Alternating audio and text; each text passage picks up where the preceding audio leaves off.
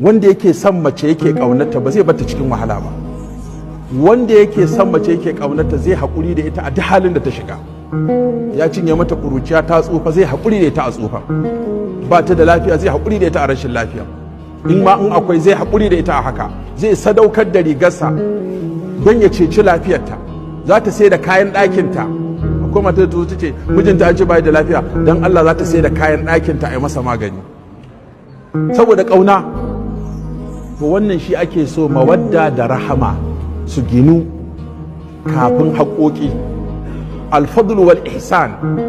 So shi yasa yanzu mun daina laccoci akan haƙoƙi, akan soyayya da rahama muke su muke so su shiga zukatan ma'aurata.